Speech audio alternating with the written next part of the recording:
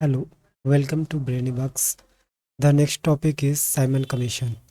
देखिए, Simon commission जिसे श्वेत कमीशन के नाम से भी जाना जाता है, जो 1927 में आया था।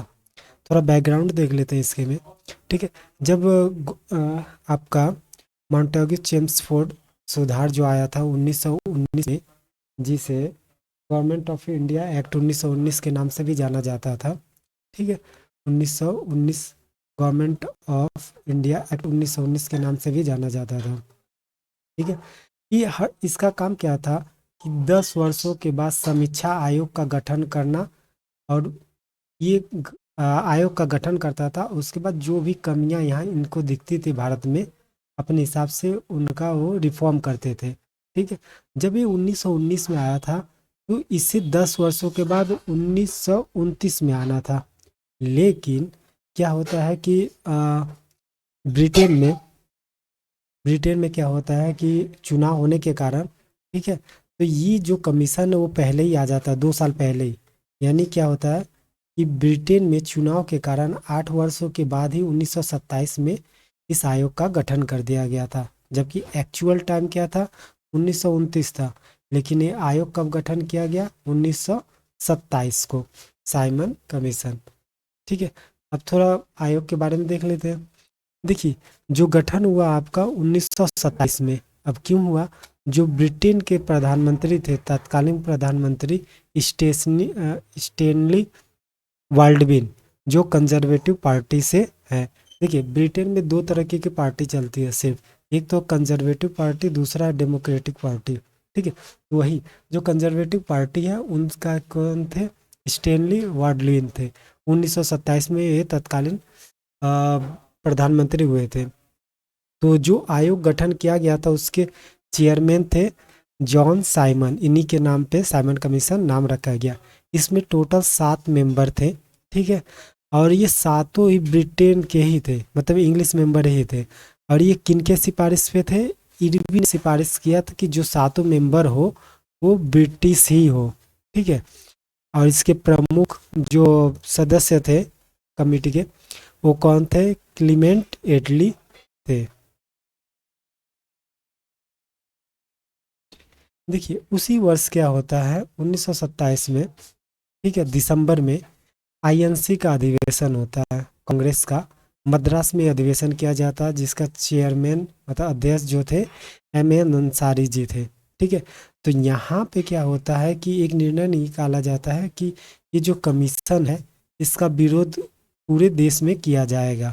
ठीक है, और क्यों, रीज़न क्या है विरोध करने का, सबसे पहला रीज़न है कि समय से पूर्व 2 साल पहले ही गठन कर दिया गया, जबकि 1929 में होना था।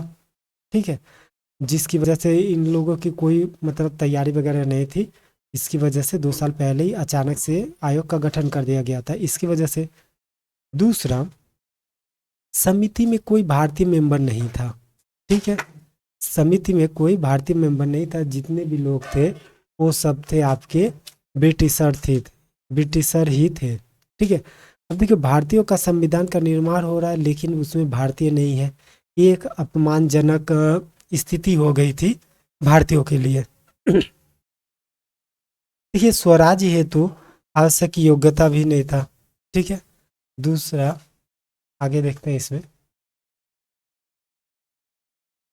देखिए, फिर क्या होता है कि 3 फरवरी 1928 को साइमन कमीशन जब भारत मुंबई में पहुंचा, तो यहाँ पे उसका बहुत ज़्यादा विरोध हुआ।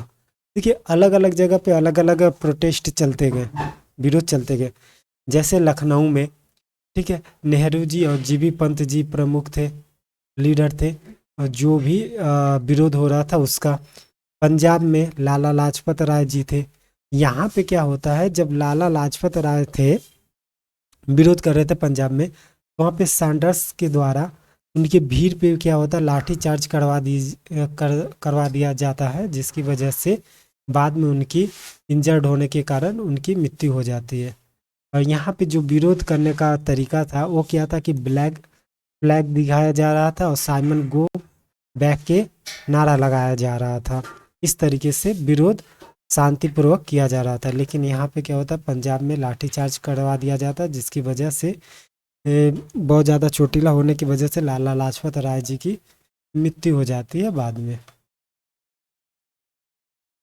देखिए, साइमन कमीशन का जो आगमन हुआ था, ठीक है, वो मुंबई में 1928 में हुआ था, और जो लाठी चार्ज करा लाला लाजपत राय की मृत्यु हो गई थी। अब देखिए, जो साइमन कमीशन था, ठीक है, उस समय इंडिया में बहुत सारे ग्रुप थे, ठीक है, तो कुछ ग्रुप इसके सपोर्ट कर रहे थे, कुछ इसके अपोज कर रहे थे। तो जी जो साइमन कमीशन का अपोज कर रहे थे उसमें कौन कौन से थे? हिंदू महासभा थे, इंडियन लिबरल फेडरेशन थे, किसान मजदूर थे, मुस्लिम लीग। मुस्लिम लीग उस समय दो भागों में बटा नहीं था, लेकिन अलग अलग लोगों के नेतृत्व में था। जैसे जिन्ना के जो नेतृत्व में था मुस्लिम लीग, वो अपोज कर रहा था। भारतीय औद्योगिक और वाणिज्य कांग्रेस, ये भी सब अपोज कर रहे थे। सपोर्ट में कौन थे? Punjab university party, justice party, Muslim League, जो सफ़ी के गुट में थे, ठीक है, केंद्रीय सिख संगठन और अखिल भारतीय अछूत संगठन।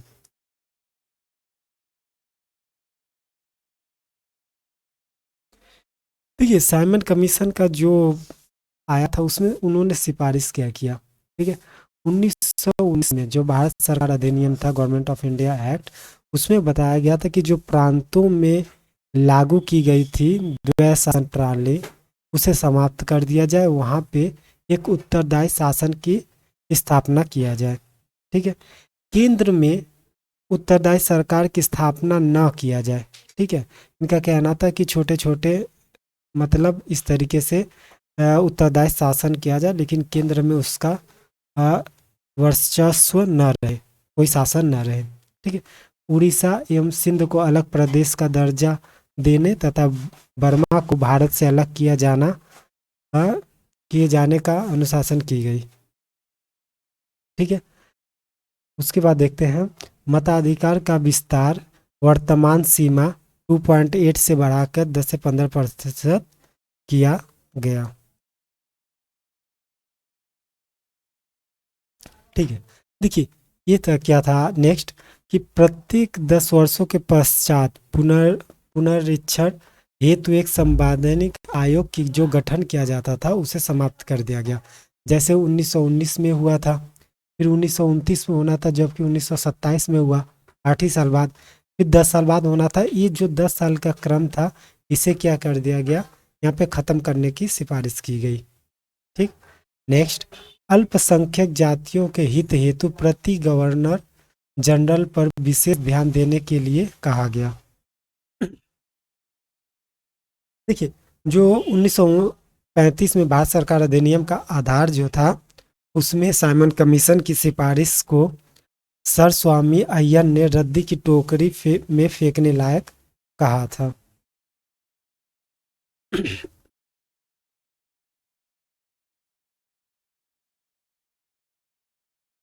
देखिए, क्या होता है, जब साइमन कमीशन का बहुत ज़्यादा विरोध हो रहा था, तो ब्रिटिशर ने कहा कि मतलब ठीक है, हम आपके लिए आयोग का गठन नहीं करेंगे, मतलब हम आपके लिए संविधान का गठन नहीं करेंगे, अगर आप में इतनी कैपेसिटी है तो आप ही कर लो, ठीक है।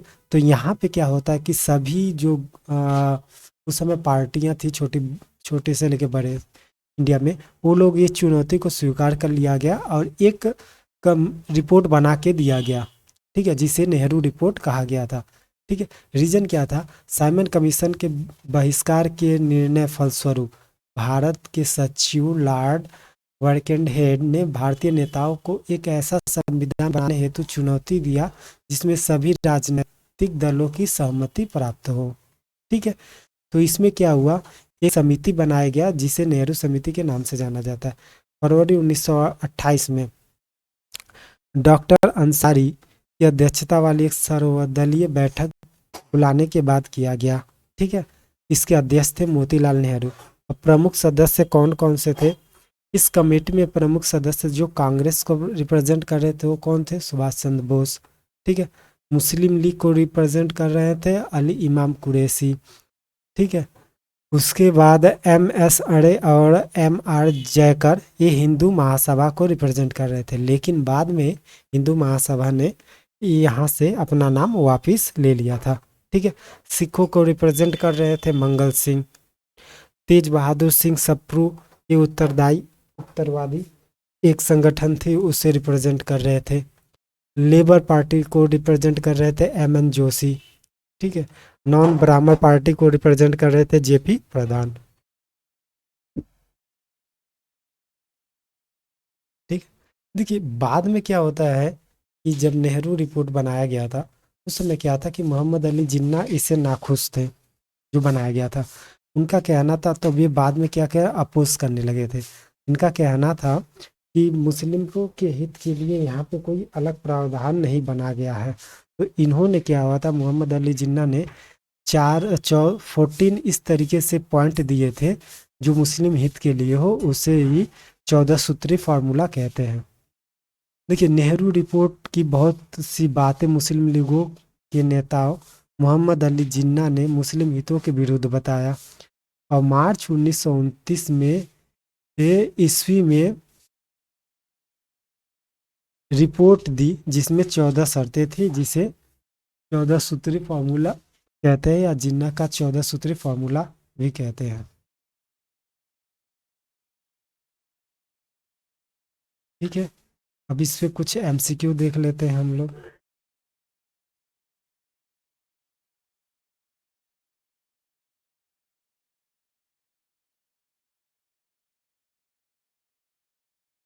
ठीक है, क्वेश्चन नंबर फर्स्ट, इसमें बता रहा है आपसे, पूछ रहा है साइमन कमीशन भारत में किस वर्ष आया।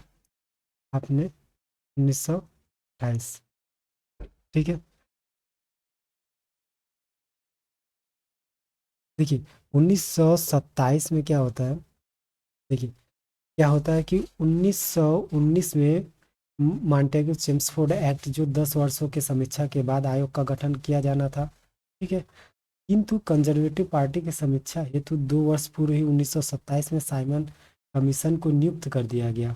ठीक है। जिसमें 7 सदस्य थे, वो सब भी ब्रिटिशर थे। क्योंकि अंग्रेज सदस्य थे, कोई भारतीय नहीं था, इसीलिए भारतीय इसे श्वेत कह के इसका बहिष्कार कर रहे थे। साइमन कमीशन भारत में पहुंचा कब था, 3 फरवरी 1928 को, इसलिए 1927 नहीं। देखिए क्वेश्चन आपसे पूछ, साइमन कमीशन भारत किस वर्ष आया। ठीक है, तो 1928। अगर आपसे पूछता साइमन कमीशन का आयोग का गठन कब किया गया, तब 1927 आपका ऑप्शन सही होता। ठीक। ये पूछ रहा भारत किस वर्ष आया, 1928। ठीक। क्वेश्चन नंबर 2, क्या साइमन कमीशन आने के विरुद्ध भारतीय जन आंदोलन क्यों हुआ। क्यों। देखिए भारतीय 1928 का पुनरीक्षण नहीं चाहते थे, ऐसा नहीं है, चाहते थे, लेकिन 2 वर्ष पूर्व आ गया था। साइमन कमीशन के प्रांतों का व्यवस्था समाप्ति के संतुष्ट की नहीं।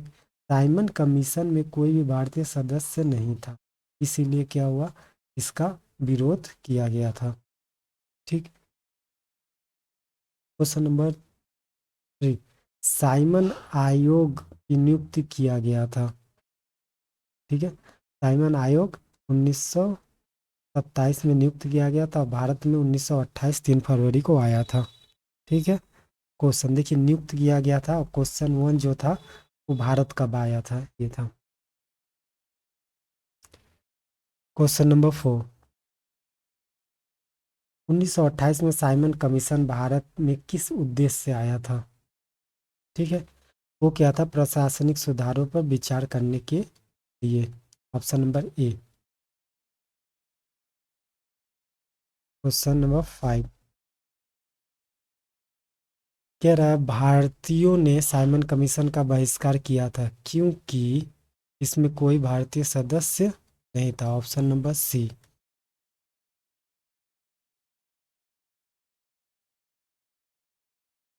निम्नलिखित में से साइमन कमीशन का कौन एक सदस्य उत्तरदायी दल का था।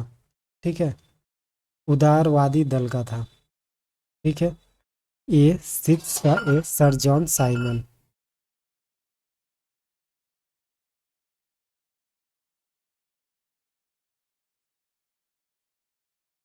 क्वेश्चन नंबर 7, किस सुझाव पर भारतीयों को साइमन कमीशन से बाहर रखा गया था, किसके सुझाव पर। तो ये आपको इरविन ने सुझाव दिया था कि भारतीयों को इस कमीशन से बाहर रखा जाए। ठीक, ऑप्शन नंबर डी। देखिए यहाँ पे उसके बारे में बता रहा है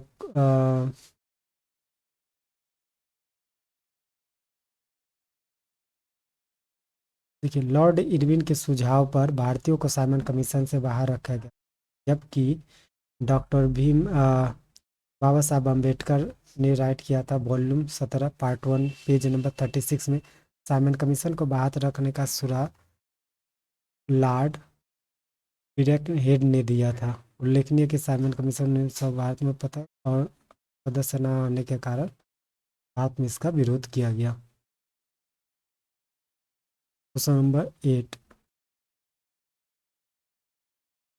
कह रहा है कांग्रेस ने साइमन कमीशन आयोग का बहिष्कार किया था, ये तो सही है। ठीक है, साइमन आयोग में एक भी भारतीय सदस्य नहीं था, इसीलिए इसका बहिष्कार किया गया था, यानी ऑप्शन ए सही है।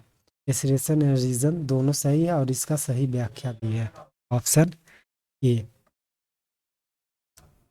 क्वेश्चन नंबर 9, ठीक है, पीसीएस मेन में पूछा हुआ है। कह रहा है कि साइमन कमीशन के संबंध में कौन सा कूट सही है। ठीक है, इसकी नियुक्ति 1919 एक्ट के क्रियान्वयन में पूछताछ के लिए किया गया था। ठीक है, ये सही है। 1919 के 10 वर्षों के बाद 1929 में किया जाना था, लेकिन 1927 में हुआ था और 1928 में भारत में आया था, ये ऑप्शन सही है। ठीक है, इसके अध्यक्ष सर जॉन साइमन थे। ठीक है, इसीलिए साइमन कमीशन का नाम दिया गया था। ठीक है, उसमें संघीय प्रकार की सरकार के लिए संतुति की गई थी, ये भी सही है। ठीक है, भारतीय नेताओं ने इसका विरोध किया था, ये भी सही है। 1 2 3 4 उपयुक्त सही, यानी option D is the correct answer. Question 11,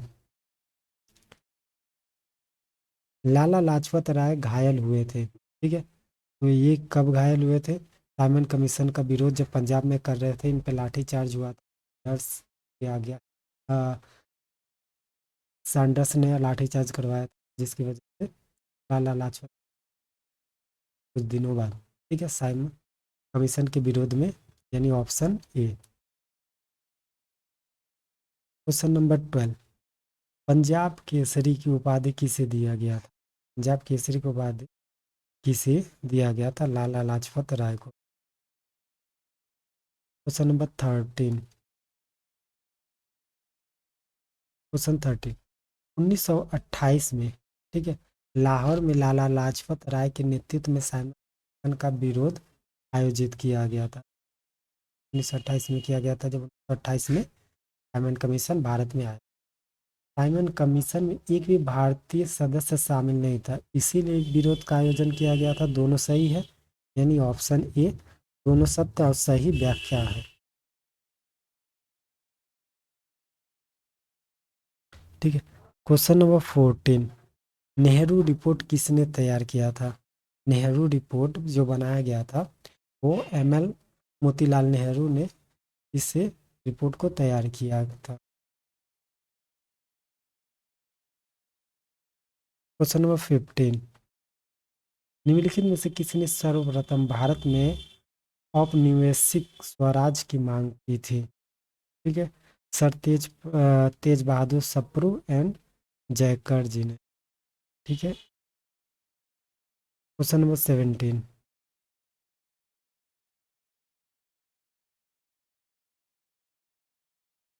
कह रहा है निम्नलिखित में से कौन सा 1928 में इंडिपेंडेंस फॉर इंडिया लीग के गठन के संबंधित थे। ठीक है, तो देखिए जवाहरलाल नेहरू जी थे, सुभाष चंद्र बोस जी थे, ये दो ही लोग थे, तो option number see the correct. ठीक है, देखिए इसके बारे में थोड़ा सा देख लीजिए। वर्ष 1928 में इंडिपेंडेंस फॉर इंडिया लीग का गठन जवाहरलाल नेहरू और सुभाष चंद्र बोस ने मिलकर की। ठीक है, इस लीग का उद्देश्य था कि डोमिनियन स्टेट से आगे पूर्व स्वतंत्रता की मांग को मुखर करना था। इंडियन इंडिपेंडेंस लीग ने ब्रिटिश राज के विरुद्ध प्रगतिशील शक्तियों का संगठित करने हेतु महत्वपूर्ण कार्य किया। क्वेश्चन 18, कह रहा नेहरू रिपोर्ट की अध्यक्षता में एक कमेटी तैयार की गई। ठीक है, एम एल नेहरू की रिपोर्ट में एक अध्यक्षता की तैयारी की गई थी जिसे नेहरू रिपोर्ट कहा गया था। ठीक है, और इसका विषय क्या था कि संवैधानिक व्यवस्था लगाया जाए भारत में। ठीक है, तो यहाँ पे देखिए नेहरू रिपोर्ट किसने की अध्यक्षता किसने की थी। ठीक है, मोतीलाल नेहरू। मोतीलाल नेहरू, ये ऑप्शन सही हो सकता है। जवाहरलाल नेहरू नहीं थे। ठीक है, ये गलत हो गया। जवाहरलाल नेहरू ये भी गलत है। मोतीलाल नेहरू मोतीलाल नेहरू भारत में संवैधानिक संस्था, यानी ऑप्शन सी। क्वेश्चन नंबर 19 कह रहा मुस्लिम लीग के निम्नलिखित में से किस अधिवेशन में एम ए जिन्ना ने अपना 14 सूत्री प्रस्ताव रखा था। ठीक है, किस वर्ष रखा था उन्होंने। 1929 में मुस्लिम लीग अधिवेशन में इन्होंने रखा था। ठीक है, ये थे कुछ क्वेश्चन आंसर जो सेलेक्टेड क्वेश्चन आंसर थे। अगर आपको अच्छा लगा हो लाइक एंड शेयर कीजिए, और इस तरह के वीडियो पाने के लिए चैनल सब्सक्राइब।